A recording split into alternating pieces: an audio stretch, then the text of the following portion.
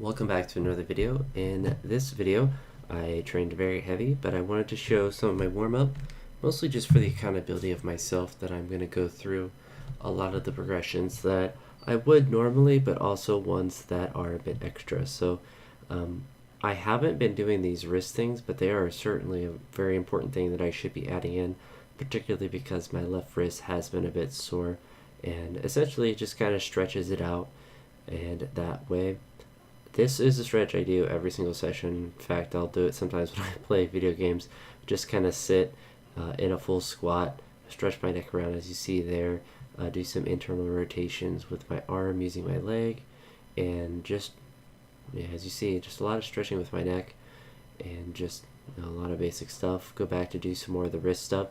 And it's kind of just a common theme with pretty much any warm-up I've ever done.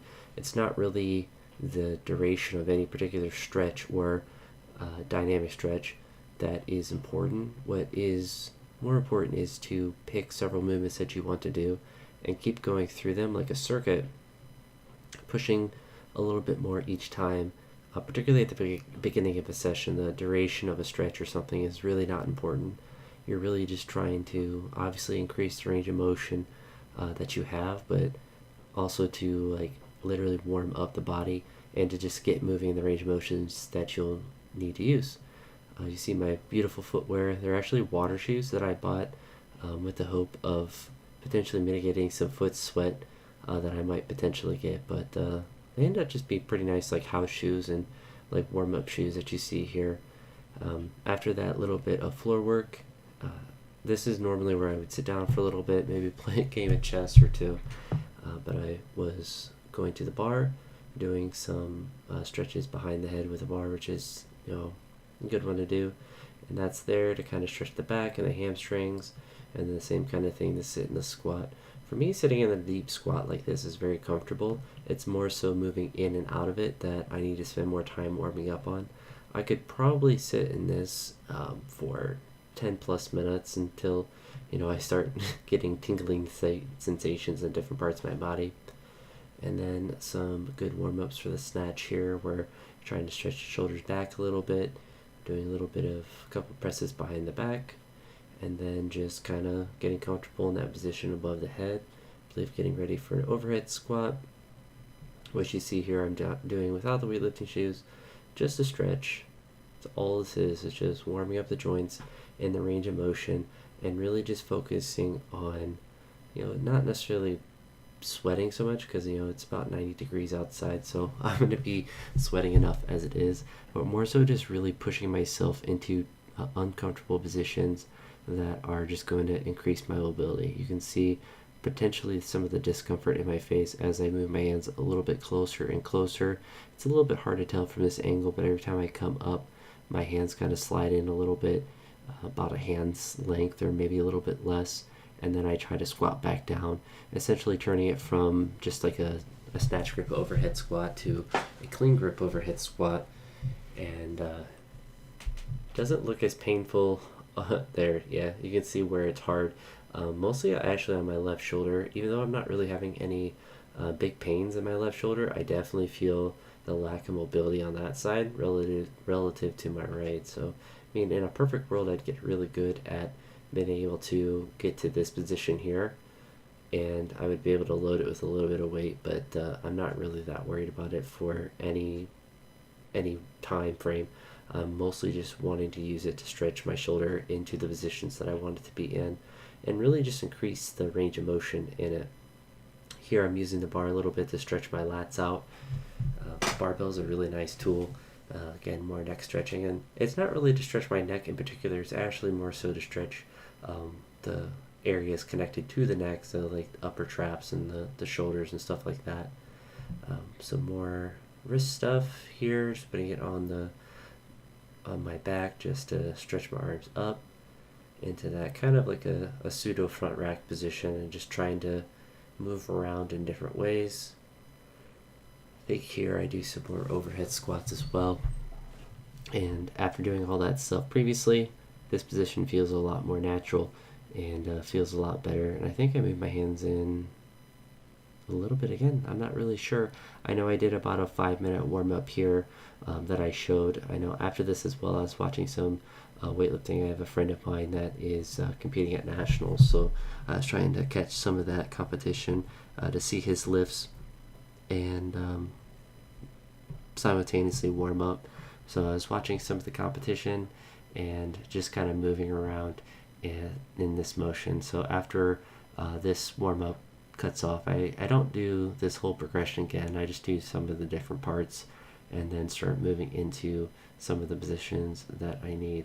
I don't actually think I did snatches with the empty bar because I meant to record all my empty bar work that I did prior to that, but I think I just went right to 95. And I actually did have straps on for this set. I was messing around with, I have the blue straps that you see in most of the videos if I strap up for snatches, but I've bought other kinds of pairs just to see different brands or different well, I guess just different brands and different designs. But the blue ones I have from Iron Mind are just the best, and if you need straps for lifting, they're the only ones you'll ever need. I've had my current ones for probably 3-4 years at this point. And I think the only reason I bought a new pair is because I lost mine. They're extremely durable and really comfortable, but I actually decided to do all this with hook grip instead of straps. So after that first set of 95, we went to the hook grip, and I actually messed around with the position of the wrist straps on my wrist and moving it up a little bit, and that felt a lot better. And I was trying to spend a lot of time in that bottom position, so I'd catch a snatch, sit down there, get comfortable, and then come back up. And for these first couple of lighter weights, I was doing them repeated. They weren't doubles, just 2 singles at each one. And then as I get up to 80 kilos, just getting more comfortable in that position. And you can see my position overhead is just not certainly very extreme. It's not very stable. I'm a little bit shaky. But like a rep like here, I got it in a good position and moved it well. So just kept trying to progress the weight up a little bit and just get comfortable in that bottom position. Another 90 that went well, went up to 100 kilograms. This one, yeah, not the greatest, but I was able to catch it and sit in the bottom. I think that's just going to be a big key for me, just to sit in the bottom with the snatch and just get comfortable down there. And this was the 110, and it went pretty well. Felt confident enough to go up to 120. And this one definitely wasn't a very good rep, but I was able to, you can see here, probably pressed out with the left arm. But, I did it without straps, so there is that positive, and I was able to hold it in the bottom. So, it was a positive top set, and I'm glad I didn't try to increase from there or repeat that or anything like that. I then went on to clean and jerks, and so this is typical bar work that I'll do if I do it. If I feel really good, I usually just start with whatever the less plate or the bottom plate that I have on there, whether it's 135 or 155, 60 kilos or 70 kilos, but it is actually going to be good for me just to start moving the bar. Not so much for the technical work, although I'm sure that can be beneficial in some way, but more so just to physically warm up my body and to just continue to reinforce the position, the mobility in the positions that I need for weights once I do add them on. Yeah, just empty bar work, pretty typical stuff, nothing really too crazy with that. Then went up to 70 kilos, a very easy rep. Obviously it's very lightweight. I didn't have my wrist straps on for these, but I also forgot to put chalk on, which you see my kind of like stutter step on the way in.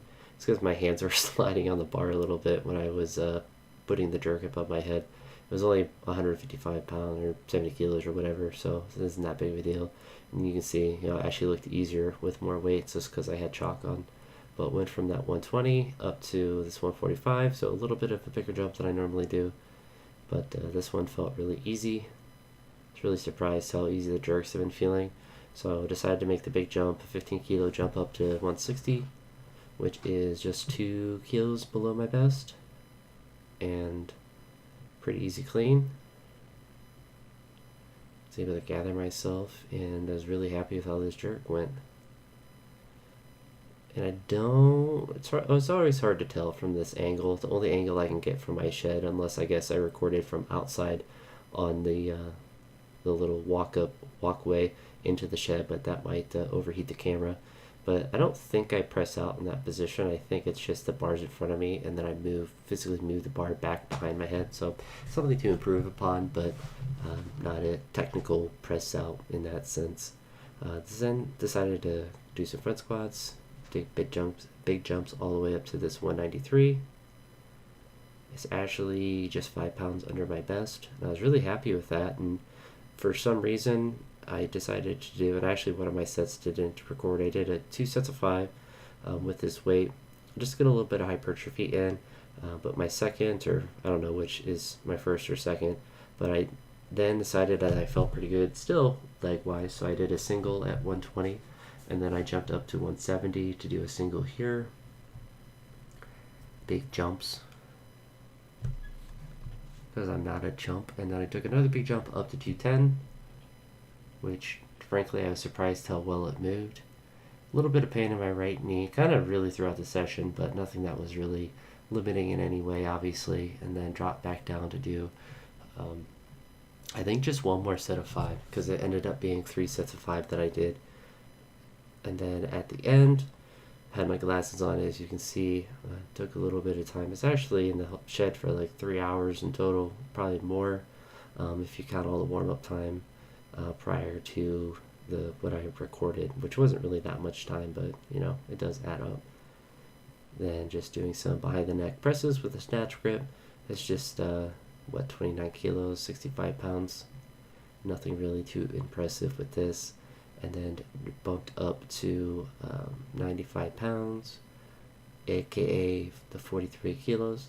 I don't know what my best behind the neck press, like in this position, is.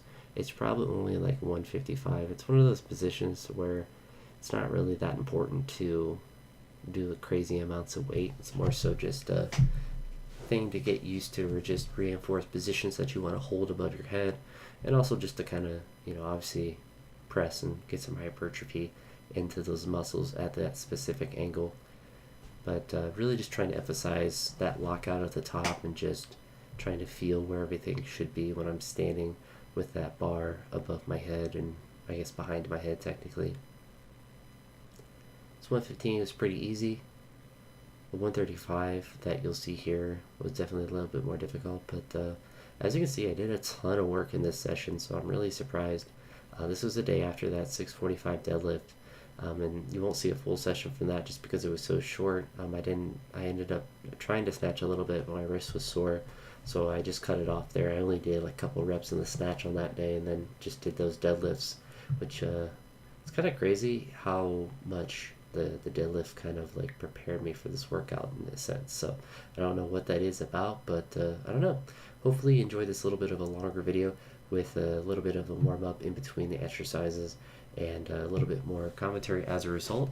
And I'll probably keep adding those warm-ups in just to hold myself accountable that I'm continuing to work on that clean grip overhead squat position, just so I can keep working on that mobility, because it seems to be helping. But that's going to be it for this one. I'll talk to you all in the next video. I hope you all have a great day.